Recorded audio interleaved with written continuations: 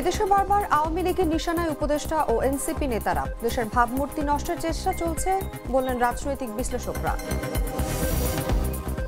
দেশের গণতন্ত্রে নতুন যুগের সূচনা করবে ফেব্রুয়ারির নির্বাচন, মন্তব্য প্রধান উপদেষ্টার। প্যারিসের মেয়রকে বাংলাদেশ সফরের আমন্ত্রণ।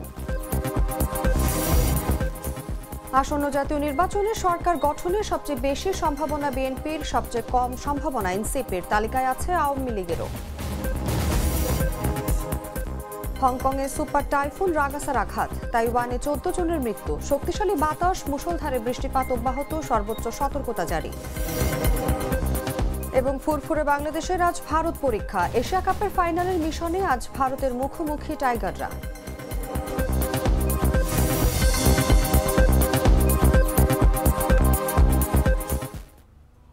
এতক্ষণ শুনছিলেন সংবাদ শিরোনাম। দর্শক আমন্ত্রণ দুপুর 3টার সংবাদে। সঙ্গে আছে আমি অনুভা বিশ্বাস। সাধারণ খাবার এখন হবে অসাধারণ। প্রাণ স্বাদের মশলা, স্বাদ বাড়ায়, ঘ্রাণ ছড়ায়। চলে যাচ্ছি বিস্তারিত খবরে। দেশ থেকে পালিয়ে বিদেশের মাটিতেও আওয়ামী লীগের রাজনৈতিক সহিংসতা অব্যাহত রয়েছে। অন্তর্বর্তী সরকারের উপদেষ্টা ও বিরোধী দলের নেতাদের একের পর এক হামলার শিকার হতে হচ্ছে সুইজারল্যান্ড, লন্ডন থেকে শুরু করে সর্বশেষ নিউ ইয়র্ক শহরে। প্রশ্ন উঠেছে, রাজনৈতিক প্রতিপক্ষকে লাঞ্ছিত করার এই প্রবণতা কি কেবল ক্ষমতার প্রদর্শন, নাকি দেশের ভাবমূর্তি নষ্টের পরিকল্পিত প্রচেষ্টা? বিস্তারিত জাগো ডেস্ক রিপোর্টে।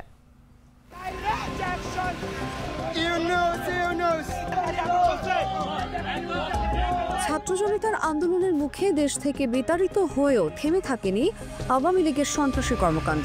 দেশে যেমন ঝটিকা মিছিল করে অস্থিরতা তৈরি করছেন, তেমনই বিদেশের মাটিতেও হামলা চালাচ্ছেন উপদেষ্টা ও রাজনৈতিক দলের নেতাকর্মীদের উপর। অন্তর্বর্তী সরকারের উপদেষ্টা পদে দায়িত্ব নেওয়ার পর গেল বছর সুইজারল্যান্ডে সফররত অবস্থায় আওয়ামী লীগের কর্মীদের হাতে হেনস্থার শিকার হন আইন, বিচার ও সংসদ বিষয়ক উপদেষ্টা অধ্যাপক আসিফ নজরুল। এই ঘটনার একটি 1 মিনিট 43 সেকেন্ডের ভিডিও সামাজিক যোগাযোগ মাধ্যমে ভাইরাল হয়। সেখানে দেখা যায় একদল আওয়ামী লীগের সমর্থক ঘিরে ধরেছেন আসিফ নজরুলকে। তার সঙ্গে উত্তেজিত ভাষায় তর্ক করছেন, বারবার প্রশ্ন করছেন, আপনি মিথ্যে বলেছেন। সুইজারল্যান্ডের বেশ কয়েকটি সূত্র নিশ্চিত করেছে, সুইজারল্যান্ডের জেনেভা বিমানবন্দরে আইন উপদেষ্টাকে হেনস্থাকারীরা আওয়ামী লীগের সমর্থক। সেখানে সুইজারল্যান্ড আওয়ামী লীগের সভাপতি নজরুল ইসলাম জমাদার ও সাধারণ সম্পাদক শ্যামল খান উপস্থিত ছিলেন। এ সময় হেনস্থাকারীদের জয় বাংলা, জয় বঙ্গবন্ধু স্লোগান দিতে দেখা যায়। সুইজারল্যান্ডের সেই ILOর গভর্নিং বডির বৈঠকে আইন উপদেষ্টা আসিফ নজরুল ছাড়াও শ্রম উপদেষ্টা আসিফ মাহমুদ এবং প্রধান উপদেষ্টার বিশেষ দূত লুৎফে সিদ্দিকীও অংশ নিয়েছিলেন। এছাড়া চলতি মাসের 12 সেপ্টেম্বর লন্ডনে তথ্য ও সম্প্রচার উপদেষ্টা মাহফুজ আলমের উপর হামলার চেষ্টা করেন আওয়ামী লীগের নেতাকর্মীরা। ওই দিন লন্ডনে SOS ইউনিভার্সিটি অব লন্ডনের এক অনুষ্ঠানের পর উপদেষ্টা মাহফুজ আলম বের হওয়ার সময় একদল বিক্ষোভকারী বাংলাদেশ হাই কমিশনের গাড়িতে ডিম নিক্ষেপ করে এবং অল্প সময়ের জন্য গাড়ি বহরে পথ রোধের চেষ্টা করে। লন্ডনের মেট্রোপলিটন পুলিশ দ্রুত হস্তক্ষেপ করে পরিস্থিতি নিয়ন্ত্রণে আনে। যদিও হাইকমিশন সূত্রে জানা যায়, হামলার সময় মাহফুজ আলম ওই গাড়িতে ছিলেন না। এই ঘটনায় কয়েকজন ব্যক্তিকে গ্রেফতার করা হয়। এই ঘটনার ঠিক 10 দিন পর নিউ ইয়র্কে আওয়ামী লীগের নিশানায় জাতীয় নাগরিক পার্টির নেতারা। নিউ ইয়র্কের বিমানবন্দরে অন্তর্বর্তী সরকারের প্রধান ডক্টর মোহাম্মদ ইউনূসের প্রতিনিধি দলের সদস্য জাতীয় নাগরিক পার্টির সদস্য সচিব আক্তার হোসেনকে লক্ষ্য করে দিন নিক্ষেপ করে লাঞ্ছিত করেন আওয়ামী লীগের নেতাকর্মীরা।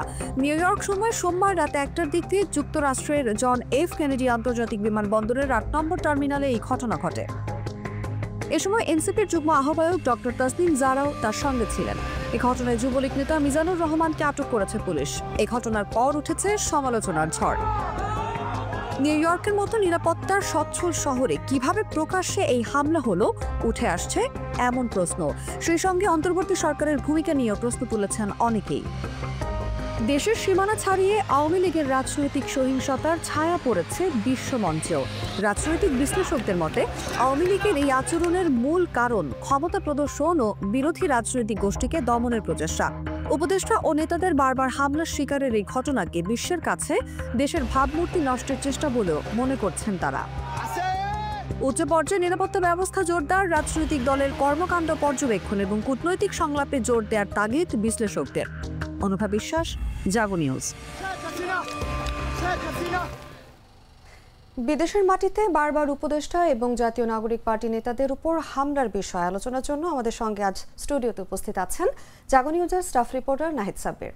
নাহিদ, আপনাকে স্বাগতম আমাদের আজকের আলোচনায়। ধন্যবাদ আপনাকে। নাহিদ, আমরা যেমনটা দেখতে পাচ্ছি বিগত কয়েকদিন যাবত ধরে সুইজারল্যান্ড বলেন, লন্ডন বলেন বা নিউ ইয়র্ক বলেন, এখানে আমাদের এনসিপি নেতারা হোক বা উপদেষ্টা হোক, এদেরকে বিভিন্নভাবে লাঞ্ছিত করা হচ্ছে, এমনকি ডিম নিক্ষেপ করার মতনও ঘটনা ঘটছে। শুরুতেই যদি আসিফ নজরুলের কথা বলি, আমরা জানি সুইজারল্যান্ডে তার উপর একটা হামলা হয়েছে, হামলা হোক বা সেখানে তাকে লাঞ্ছিত করা হয়েছে। তারপরে লন্ডনে কিছুদিন আগেই 10-12 দিন আগেই মাহফুজ আলমের যে ব্যাপারটা আমরা দেখলাম যে তার গাড়িতে ডিম নিক্ষেপ করা হয়েছে।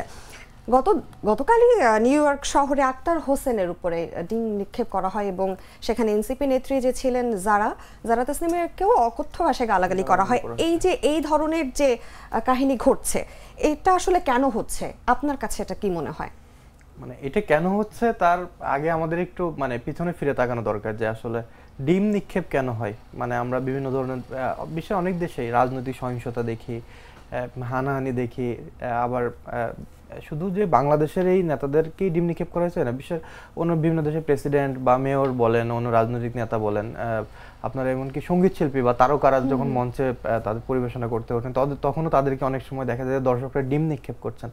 তো আমি যদি ছোট্ট করে এই প্রেক্ষাপটটা একটু বলতে চাই, ডিম নিক্ষেপ আসলে এটা একটা প্রতিবাদের ভাষা, যে আপনি যে কাজটি করছেন সেটিকে আমি পছন্দ করছি না বা আপনার কাজকে আমি সমর্থন করছি না, সেই প্রতিবাদের ভাষা হিসেবে ডিম নিক্ষেপ করে। এবং এটি আসলে খুব সহজলভ্য, বাসা থেকে পকেটে করে নিয়ে আসা যায় এবং আপনার এটিতে যদি কাউকে আঘাত করা হয় বড় ধরনের ক্ষয়ক্ষতি বা বড় ধরনের ইনজুর্ড হওয়ার আশঙ্কা খুবই কম। আরেকটি বিষয় হলো যে যাকে ডিম নিক্ষেপ করা হয়, এটি ডিমটা যখন ভেঙে যায় তার পোশাক নষ্ট হয়, ডিম থেকে দুর্গন্ধ ছড়ায়, তো খুব সহজেই একজনকে অপমানিত করা যায় বা তার কাজকে আমি সমর্থন করছি না সেটা প্রকাশ করা যায়। আপনি যেমনটি বলছিলেন যে নিউ ইয়র্কে আক্তার হোসেনের উপর জাতীয় নাগরিক পার্টি এনসিপি সদস্য সচিব আক্তার হোসেনের উপরে ডিম নিক্ষেপ করা হয়েছে। আসলে আমি কয়েকদিন আগে বলছিলাম যে এবার কিন্তু আসলে আমাদের যে জাতিসংঘের যে সফর, প্রধান উপদেষ্টার জাতিসংঘের অধিবেশনে বিভিন্ন মোট 3টি রাজনৈতিক দলের কিন্তু নেতারা এই অধিবেশনে প্রধান উপদেষ্টার সাথে যোগ দিয়েছেন। বিপত্তিটা ঘটেছে এখানে যে প্রধান উপদেষ্টা তো ভিআইপি প্রটোকলে যান, সাধারণত তিনি রাষ্ট্রপ্রধান হিসেবে যেহেতু গিয়েছেন সেই জাতিসংঘ অধিবেশনে যোগ দিতে, তিনি সাধারণত আলাদা একটি প্রটোকলে এবং তার উপদেষ্টা যারা ছিলেন তারা মিলে আলাদা একটি ভিআইপি প্রটোকলে এয়ারপোর্ট থেকে বের হয়েছেন। বিপত্তি বেঁধেছে অন্যান্য রাজনৈতিক দলের নেতারা যারা তার সফর সঙ্গী হয়েছেন, তারা একটু ভিসা জটিলতার কারণে বা অন্য ক্যাটাগরির ভিসা পাওয়ার কারণে তার সাধারণত তাদেরকে অন্য পথ দিয়ে এয়ারপোর্ট থেকে বের হতে হয়। এবং সেখানে যেটি ঘটেছে যে বিএনপির মহাসচিব মির্জা ফখরুল ইসলাম আলমগীর এবং জাতীয় নাগরিক পার্টি এনসিপির সদস্য সচিব আক্তার হোসেন, সিনিয়র যুগ্ম সদস্য সচিব ডাক্তার তাসনিম তারা যখন বের হচ্ছিলেন তখন আওয়ামী লীগের যে নেতাকর্মীরা তাদেরকে ঘিরে এবং তাদের সাথে সাথে হেঁটে অকথ্য ভাষায় গালমন্দ করেছেন আমরা দেখেছি, যেটা সামাজিক যোগাযোগ মাধ্যমে ভাইরাল হয়েছে। এবং সবশেষ আমরা দেখলাম যে ডিম নিক্ষেপ করা হয়েছে এবং আক্তারের পিঠে ঠিক ডিমটা লেগেছে এবং ভেঙে গেছে। এর পরিপ্রেক্ষিতে কিন্তু পরবর্তীতে পুলিশ আসলে তাকে গ্রেপ্তার করেছে, সেই ডিম নিক্ষেপকারী যে নিজেকে যুবলীগ নেতা আর কি যুক্তরাষ্ট্রে, তাকে গ্রেপ্তার করেছে এবং পরবর্তীতে দেখলাম কয়েক ঘন্টা পরেও আসলে তাকে ছেড়েও দেওয়া হয়েছে। তো এই যে ডিম নিক্ষেপ এর ঘটনা, বাংলাদেশের ভাবমূর্তি আসলে বিদেশে একটু ক্ষুণ্ণ হচ্ছে। যেমনটি আপনাকে বলছিলাম যে এই যে রাজনৈতিক নেতাদের নিউ ইয়র্ক সফরকে কেন্দ্র করে আমরা দেখেছি আওয়ামী লীগ এবং বিএনপির যারা রয়েছেন রাস্তার দুই পাশে দুই দলের নেতাকর্মীরা স্লোগান দিচ্ছিল। তো আসলে বিদেশের মাটিতে বাংলাদেশকে নিয়ে এই ধরনের এই যে স্লোগান দেওয়া বা উত্তেজিত হওয়া বা বিভিন্ন ধরনের রাজনৈতিক কর্মকাণ্ড এখন চলে আসে, এইগুলো আসলে দেশের ভাবমূর্তি কিন্তু ব্যাপকভাবে ক্ষতিগ্রস্ত করছে এবং ক্ষুণ্ণ হচ্ছে বলে আমার কাছে মনে হচ্ছে। একদমই তাই। এবং আপনার কাছে আমি জানতে চাইবো আরেকটু যে দেশের বাইরের মাটিতে এই ধরনের ঘটনা, লাঞ্ছিত হওয়ার ঘটনা বলেন বা ডিম নিক্ষেপ বলেন, এটা আসলে আন্তর্জাতিকভাবে বাংলাদেশের ভাবমূর্তি কিভাবে নষ্ট করছে? আন্তর্জাতিকভাবে তো বাংলাদেশের ভাবমূর্তি নষ্ট করছে, যেমনটি আপনাকে বলছিলাম যে বিশ্বের সব দেশের প্রতিনিধিরা এবং রাষ্ট্রপ্রধানরা কিন্তু এই জাতিসংঘের সম্মেলনে যোগ দিয়েছে এবং বাংলাদেশে যোগ দিয়েছে। বিশ্বের অন্যান্য রাষ্ট্রপ্রধান বা অন্যান্য যারা জাতিসংঘ অধিবেশনে যোগ দিবেন তাদের মতো করে বাংলাদেশের থেকে যারা গিয়েছেন প্রতিনিধি, তারাও কিন্তু এয়ারপোর্ট থেকে নেমেছেন। দেখেন আপনি কোনো এয়ারপোর্টে বা ওই যেই বিমানবন্দরে নেমেছেন সেখানে কিন্তু অন্য দেশের সাথে এরকম কিন্তু কোনো ঝামেলা হয়নি বা অন্য দেশের কোনো প্রতিনিধি এসে তাদের উপর ডিম নিক্ষেপ করেছে এরকম কোনো ঘটনা ঘটেনি।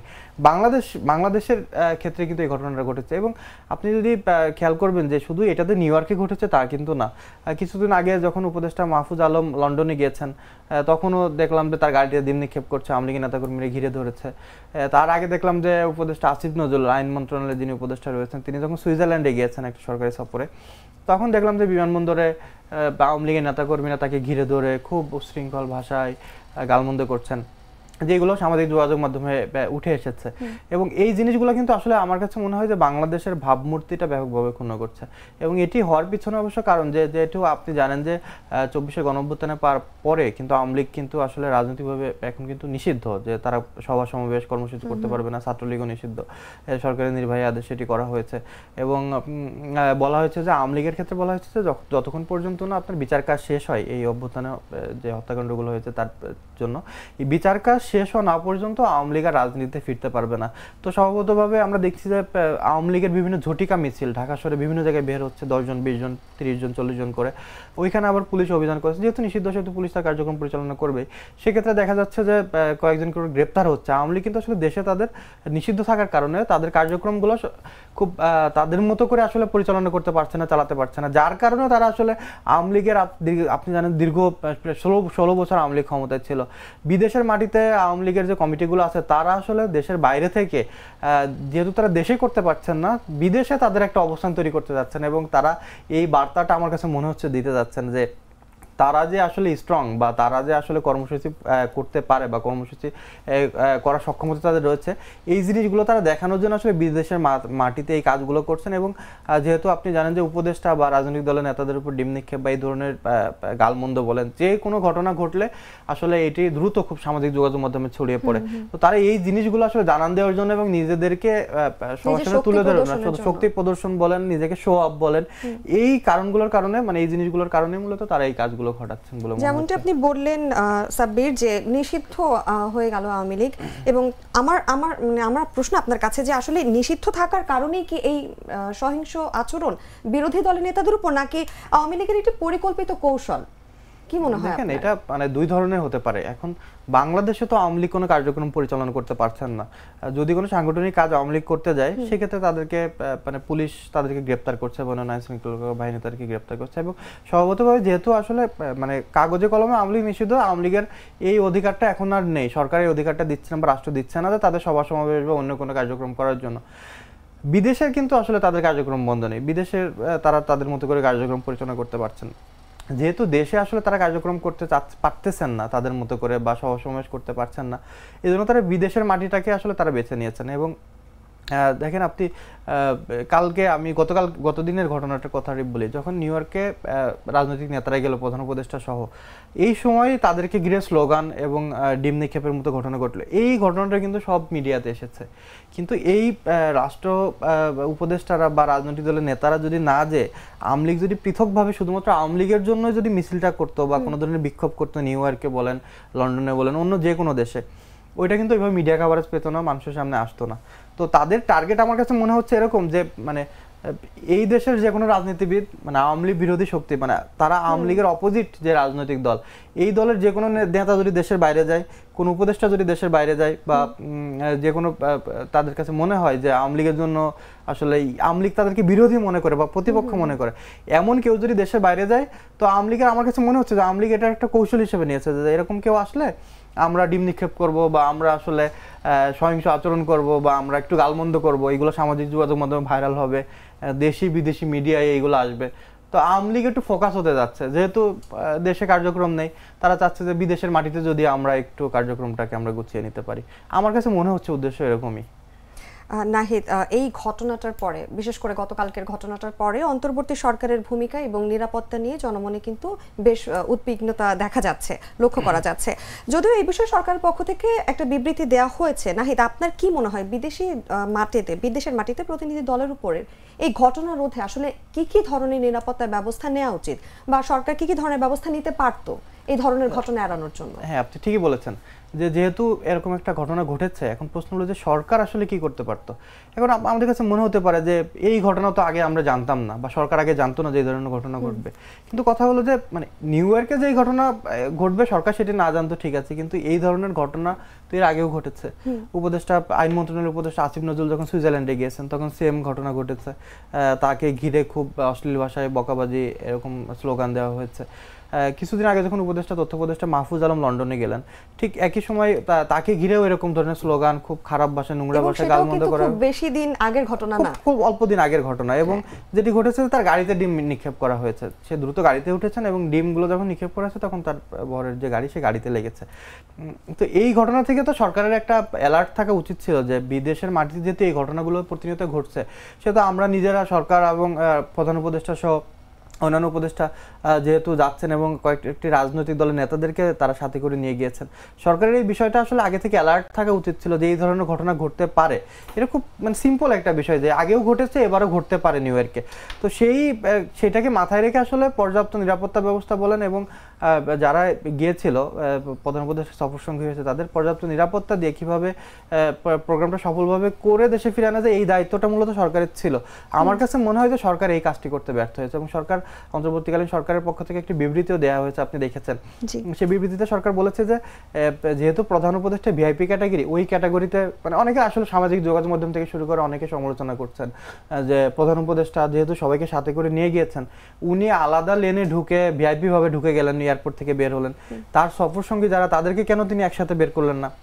অন্তর্বর্তী সরকার আসলে এই বিষয়ে একটা বিবৃতি দিয়েছে। বিবৃতিতে তারা বলেছে যে ভিসা ক্যাটাগরির কারণে, আপনি জানেন যে ভিসার অনেক ক্যাটাগরি থাকে, সেই ক্যাটাগরির কারণে প্রধান উপদেষ্টা দেশটা যেহেতু সরকার প্রধান হিসেবে তিনি স্পেশাল একটা ক্যাটাগরিতে এয়ারপোর্ট থেকে বের হতে পেরেছেন। কিন্তু অন্যান্য যেসব অতিথিরা গিয়েছেন তাদের সাথে রাজনৈতিক দলের নেতারা সহ অন্যান্যরা যারা গিয়েছেন, তারা আসলে ভিসা জটিলতার কারণে ভিসা ক্যাটাগরির কারণে আসলে প্রধান উপদেষ্টার সাথে একই সাথে বিমানবন্দর থেকে বের হতে পারেননি, যার কারণে তাদেরকে অন্য লেনে যেতে হয়েছে।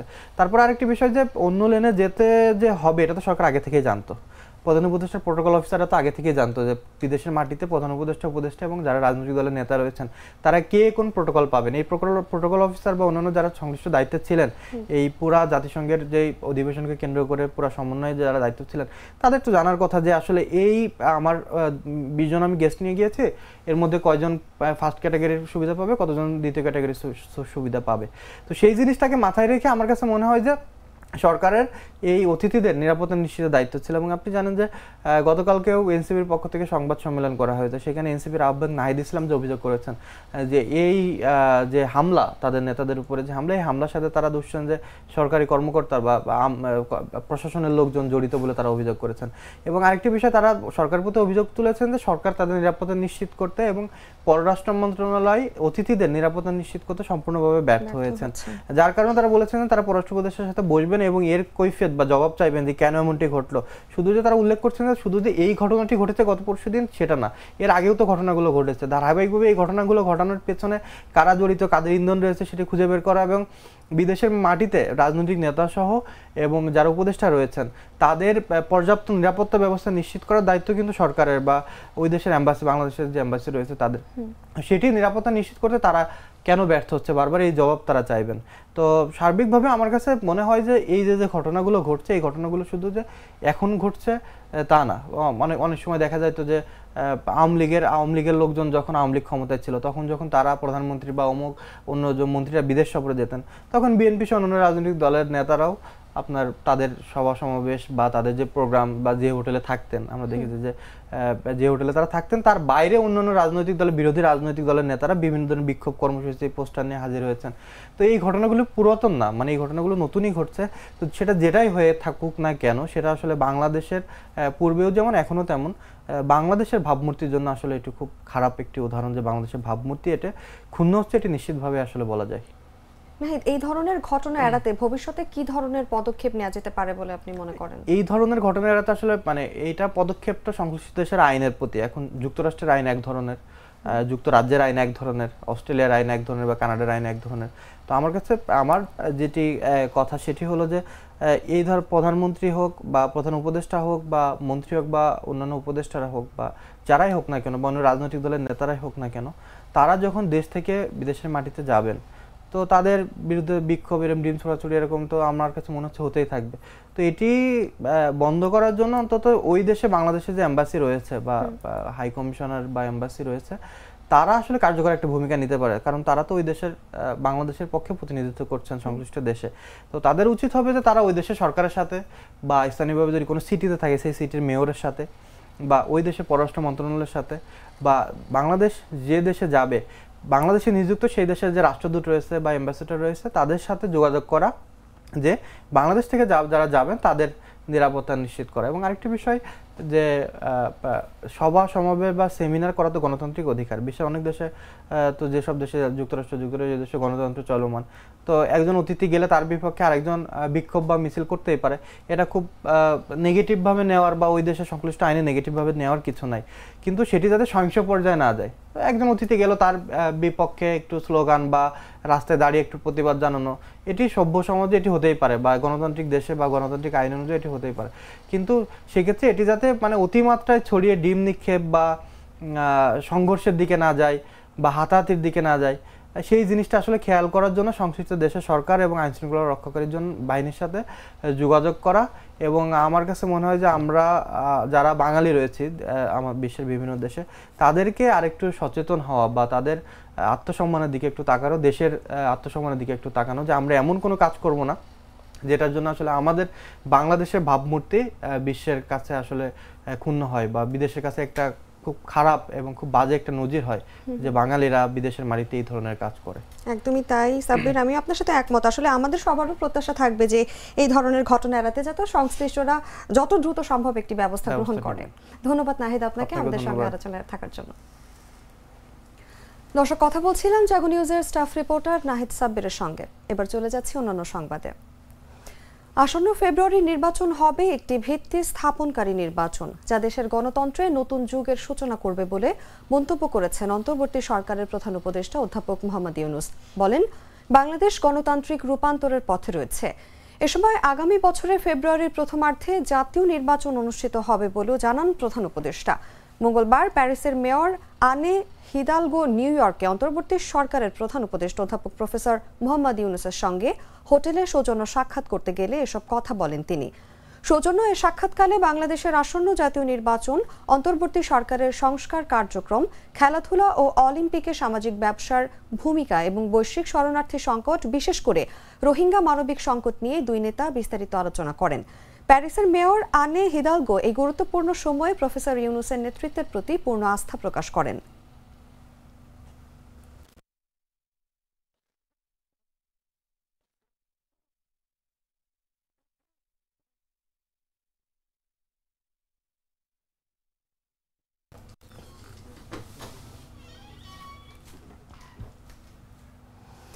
আসন্ন জাতীয় নির্বাচনে ভোটারদের মতামত জানতে জরিপ চালিয়েছে বেসরকারি পরামর্শক প্রতিষ্ঠান ইনোভেশন কনসাল্টিং।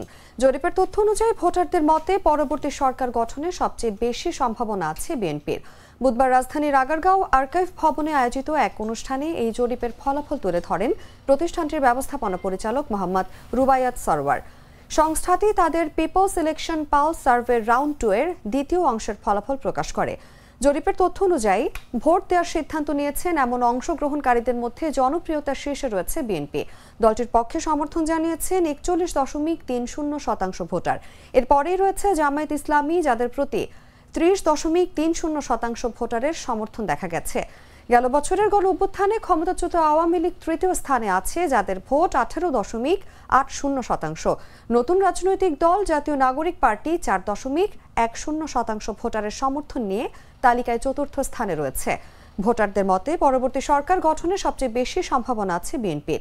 40% ভোটার মনে করেন বিএনপি সরকার গঠন করবে। অন্যদিকে 23.3% ভোটারের ধারণা জামায়াত সরকার গঠন করতে পারে।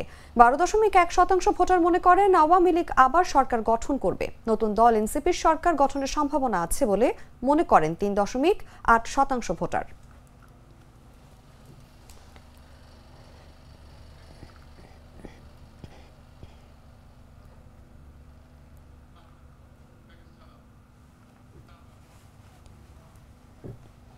ভারতের কলকাতার বাংলা দৈনিক এই সময় দলটির মহাসচিব মির্জা ফখরুল ইসলাম আলমগীরের নামে প্রকাশিত সাক্ষাৎকারটি সম্পূর্ণ ভুয়া ও মন গড়া বলে অভিযোগ করেছে বিএনপি। মঙ্গলবার পত্রিকাটি নির্বাচনে আওয়ামী লীগ ও জাতীয় পার্টিকে চান ফখরুল শিরোনামে একটি প্রতিবেদন প্রকাশ করে। এতে বলা হয়, বিএনপি মহাসচিব ওই পত্রিকাকে সাক্ষাৎকার দিয়েছেন। বুধবার বিএনপি এক বিবৃতিতে জানায়, এই তথাকথিত সাক্ষাৎকার ডাহা, মিথ্যা, বানোয়াট ও ভিত্তিহীন। বিএনপির শহর দপ্তর সম্পাদক সাইফুল ইসলাম টিপুর গণমাধ্যমে পাঠানো বিবৃতিতে বলা হয়, সম্প্রতি বিএনপি মহাসচিব কোনো বিদেশি গণমাধ্যমকে সাক্ষাৎকার দেননি। উদ্দেশ্য প্রণোদিতভাবে দল ও মহাসচিবের ভাবমূর্তি ক্ষুণ্ণ করার জন্য কল্পনাপ্রসূত সাক্ষাৎকারটি প্রচার করা হয়েছে। বানোয়াট এই বক্তব্যের উদ্দেশ্য হচ্ছে বাংলাদেশের জনগণের মনে সন্দেহ ও সংশয় সৃষ্টি করা।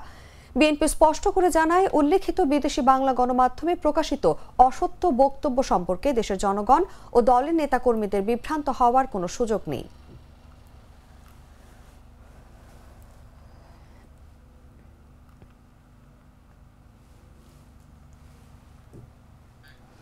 কার্যক্রম নিষিদ্ধ আওয়ামী লীগ নেতা ও নিষিদ্ধ ছাত্রলীগের সাবেক সাধারণ সম্পাদক অজয় কর খোকনকে গ্রেফতার করেছে ঢাকা মহানগর গোয়েন্দা পুলিশ। বুধবার গ্রেফতারের বিষয়টি নিশ্চিত করেছেন ডিএমপির উপ পুলিশ কমিশনার মোহাম্মদ তালিবুর রহমান। তিনি জানান, রাজধানীর গুলশান এলাকা থেকে তাকে গ্রেফতার করেছে ডিবি। এ বিষয়ে পরবর্তী আইনানুগ ব্যবস্থা প্রক্রিয়াধীন। তবে কোন মামলায় বা কি অভিযোগে তাকে গ্রেফতার করা হয়েছে তাৎক্ষণিকভাবে তা জানায়নি পুলিশ। ছাত্রলীগের 1998 থেকে 2002 মেয়াদের কমিটিতে সাধারণ সম্পাদক ছিলেন অজয় কর খোকন। পরে তিনি আওয়ামী লীগের রাজনীতিতে সক্রিয় হন।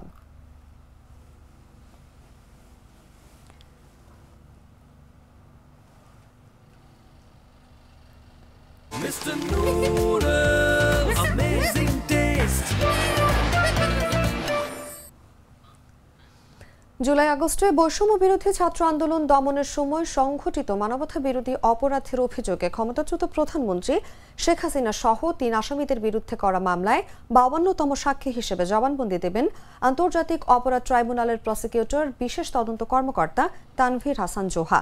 তার সাক্ষী দেওয়ার সময় আন্দোলন দমনে ক্ষমতাচ্যুত প্রধানমন্ত্রী শেখ হাসিনার কয়েকটি ফোন আলাপও আদালতে বাজিয়ে শোনানো হবে। ট্রাইব্যুনালের অনুমতি সাপেক্ষে এটা সব গণমাধ্যমে সরাসরি সম্প্রচার করা হবে। অপরাধ ট্রাইব্যুনালে আগামীকাল সাবেক প্রধানমন্ত্রী শেখ হাসিনার মামলায় 52তম প্রসিকিউশন সাক্ষী হিসাবে সাক্ষ্য প্রদান করবেন এই মামলার স্পেশাল ইনভেস্টিগেটিং অফিসার। এই মামলার স্পেশাল ইনভেস্টিগেটিং অফিসার তার তদন্তকালে সাবেক প্রধানমন্ত্রী শেখ হাসিনার বেশ কয়েকটি ফোনালাপ জব্দ করেছেন। তিনি তার সাক্ষ্য প্রদানে সেই কয়েকটি ফোনালাপ ট্রাইব্যুনালে বাজিয়ে শোনাবেন এবং সেই মর্মে ট্রাইব্যুনালে সাক্ষ্য প্রদান করবেন। ট্রাইব্যুনালের অনুমতি সাপেক্ষে তার জবানবন্দি সরাসরি সম্প্রচার করা হবে। জুলাই আন্দোলনের সময় শাহবাগে জুট ব্যবসায়ী মোহাম্মদ মনির হত্যা মামলায় সাবেক খাদ্যমন্ত্রী অ্যাডভোকেট কামরুল ইসলামের 5 দিনের রিমান্ড মঞ্জুর করেছেন আদালত। বুধবার ঢাকার মেট্রোপলিটন ম্যাজিস্ট্রেট সাদেকুর রহমান শুনানি শেষে এই আদেশ দেন। এদিন কামরুল ইসলামকে আদালতে হাজির করে মামলার তদন্তকারী কর্মকর্তা শাহবাগ থানার উপপরিদর্শক মাইনুল ইসলাম খান পুলক 10 দিনের রিমান্ড চেয়ে আবেদন করেন।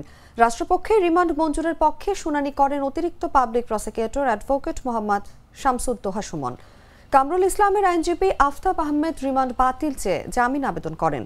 শুনানি শেষে আদালত তার 5 দিনের রিমান্ডের আদেশ দেন। গেল বছরের 18 নভেম্বর রাতে রাজধানীর উত্তরা 12 নম্বর সেক্টর থেকে তাকে গ্রেফতার করে ঢাকা মহানগর গোয়েন্দা পুলিশ।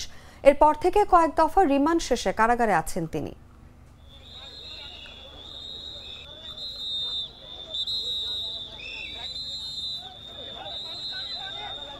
বেশি পাকা টমেটো আর সিক্রেট রেসিপির কম্বিনেশনে তৈরি প্রাউন সস, সসের বস। জানাবো আন্তর্জাতিক সংবাদ।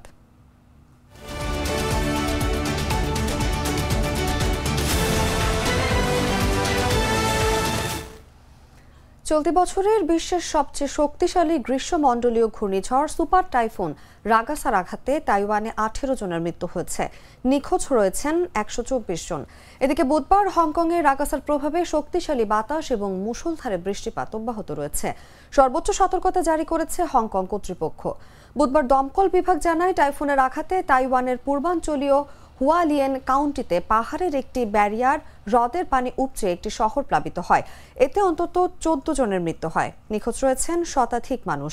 নিহত এবং নিখোঁজরা সকলেই গুয়াংফুতে ছিলেন, যেখানে পানি নদীর উপর একটি প্রধান সড়ক সেতু ভাসিয়ে নিয়ে যায়। সোমবার থেকে তাইওয়ানের সুপার টাইফুন রাগাসা আঘাত হানে। তাইওয়ানে ব্যাপক ধ্বংসযজ্ঞ চালিয়ে তা চীনের দক্ষিণ উপকূল এবং হংকংয়ের দিকে এগিয়ে যেতে থাকে। এরই মধ্যে হংকংয়ের রাস্তাঘাট সৈকত প্লাবিত হয়েছে। শত শত ফ্লাইট বাতিল করা হয়েছে বলে জানা গেছে। বেশ কয়েকটি আশ্রয় কেন্দ্র খোলা হয়েছে।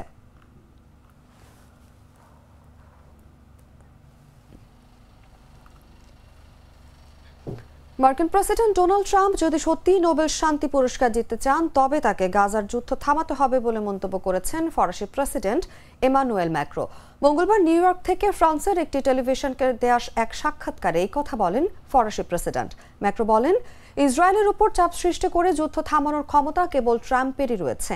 তিনি আরও বলেন, একজন মানুষই আছেন যিনি কিছু করতে পারেন, আর তিনি হলেন মার্কিন প্রেসিডেন্ট, কারণ তারা এমন কোনো অস্ত্র সরবরাহ করেন না যা গাজার যুদ্ধ চালিয়ে যেতে সহায়তা করে, কিন্তু যুক্তরাষ্ট্র করছে। এর আগে জাতিসংঘ সাধারণ পরিষদে দেয়া এক দীর্ঘ বক্তৃতায় ট্রাম্প পশ্চিমা মিত্রদের ফিলিস্তিনি রাষ্ট্রকে সমর্থন দেওয়ার প্রস্তাব প্রত্যাখ্যান করেন। কম্বোডিয়া, ইসরায়েল ও পাকিস্তানের মতো কয়েকটি দেশ ট্রাম্পকে নোবেল শান্তি পুরস্কারের জন্য মনোনয়ন দিয়েছে। তবে ট্রাম্প অবশ্য আগে থেকেই দাবি করে আসছেন যে তিনি এই সম্মান পাওয়ার যোগ্য।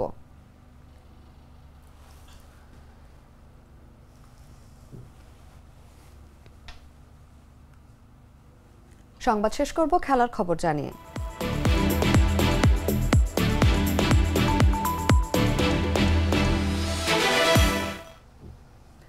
এশিয়া কাপের সুপার 4-এ আজ ফাইনালের টিকেটের লড়াইয়ে ভারতের মুখোমুখি বাংলাদেশ। বুধবার দুবাই আন্তর্জাতিক ক্রিকেট স্টেডিয়ামে বাংলাদেশ সময় রাত 8:30টায় শুরু হবে ম্যাচটি। দুই দলই জয়ের জন্য মরিয়া হলেও কাগজে কলমে এবং পরিসংখ্যানে অনেকটা এগিয়ে আছে টিম ইন্ডিয়া। অতীতের ফলাফল বলছে এই দ্বৈরথে একতরফা আধিপত্য দেখিয়ে এসেছে ভারত। তবে মাঠের লড়াই যে সবসময় পরিসংখ্যান মেনে চলে না, সেটাও প্রমাণের সুযোগ থাকছে বাংলাদেশের সামনে। টি-20 ফরম্যাটে এখনো পর্যন্ত 17 বার মুখোমুখি হচ্ছে ভারত ও বাংলাদেশ। তার মধ্যে 16 বারই জিতেছে ভারত। শুধু একটি ম্যাচে জয়ের স্বাদ পেয়েছে টাইগাররা, তাও বছর 6 আগে। শেষবার দুই দল টি-20তে মুখোমুখি হয়েছিল 2024 সালের হায়দ্রাবাদে। সেই ম্যাচে 133 রানের বিশাল জয় পায় ভারত। এশিয়া কাপে ওয়ানডে ও টি-20 ফরম্যাট মিলিয়ে মোট 15 বার মুখোমুখি হয়েছে ভারত বাংলাদেশ। এর মধ্যে 13 বার জিতেছে ভারত। অপরদিকে বাংলাদেশ জয় পেয়েছে মাত্র 2 ম্যাচে। পরিসংখ্যান যদিও ভারতের পক্ষে কথা বলছে, তবে বাংলাদেশ একেবারেই যে হার মানছে না তার প্রমাণ 2023 সালের ওডিআই ফরম্যাটের এশিয়া কাপ। সেই টুর্নামেন্টের সুপার 4-এ ভারতকে 6 রানে হারিয়েছিল বাংলাদেশ।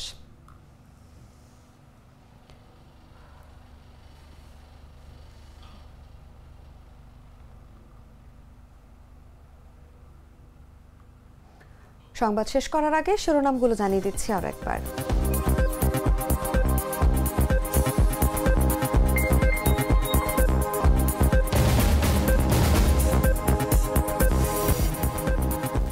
বিদেশের বারবার আওয়ামী লীগের নিশানায় উপদেষ্টা ও এনসিপি নেতারা। দেশের ভাবমূর্তি নষ্টের চেষ্টা, বলছেন রাজনৈতিক বিশ্লেষকরা। দেশের গণতন্ত্রের নতুন যুগের সূচনা করবে ফেব্রুয়ারির নির্বাচন, মন্তব্য প্রধান উপদেষ্টার। প্যারিসের মেয়রকে বাংলাদেশ সফরের আমন্ত্রণ। আসন্ন জাতীয় নির্বাচনে সরকার গঠনের সবচেয়ে বেশি সম্ভাবনা বিএনপির, সবচেয়ে কম সম্ভাবনা এনসিপির। তালিকায় আছে আওয়ামী লীগেরও। হংকংয়ে সুপার টাইফুন রাগাসার আঘাত, তাইওয়ানে 14 জনের মৃত্যু। শক্তিশালী বাতাস, মুষলধারে বৃষ্টিপাত অব্যাহত, সর্বোচ্চ সতর্কতা জারি। এবং ফুরফুরে বাংলাদেশের আজ ভারত পরীক্ষা। এশিয়া কাপের ফাইনালের মিশনে আজ ভারতের মুখোমুখি টাইগাররা।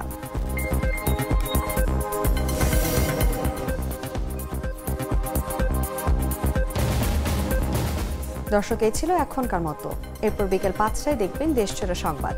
প্রতি মুহূর্তের সর্বশেষ খবর জানতে ভিজিট করুন jagonews24.com। ফলো করুন আমাদের ভেরিফাইড ফেসবুক পেজ এবং সাবস্ক্রাইব করুন জাগো নিউজের ইউটিউব চ্যানেল। ধন্যবাদ সবাইকে।